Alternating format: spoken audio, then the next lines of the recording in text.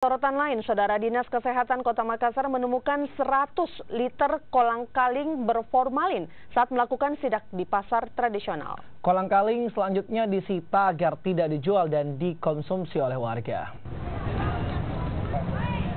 Sebanyak 100 liter kolang-kaling disita dari salah satu lapak pedagang takjil di Pasar Terong, Makassar karena mengandung zat berbahaya formalin. Saat diperiksa, penjual mengaku tidak tahu jika barang jualannya mengandung formalin. Kolang-kaling ini berasal dari Kabupaten Maros yang dibawa distributor untuk diedarkan ke pasar. Tim terpadu selanjutnya akan menelusuri pabrik pembuatannya untuk mencegah penjualannya kembali. Kita yang buat atau kita beli? Beli. Berarti kita nggak tahu untuk pembuatannya. Di mana kita beli, Bu? Nggak tahu, orang bawa. Orang bawa katanya dari mana ini? Di sana, dari Maros. Dari Maros.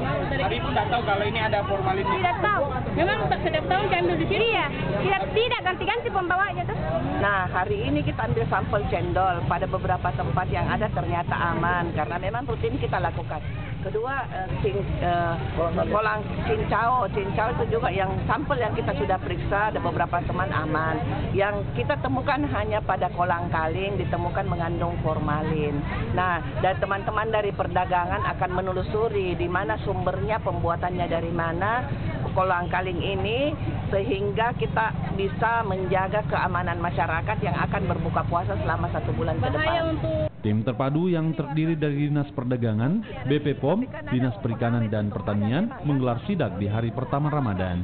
Sidak dilakukan untuk mencegah beredarnya takjil dan bahan makanan yang mengandung bahan kimia berbahaya bagi tubuh manusia. Nila Rustam, Kompas TV Makassar.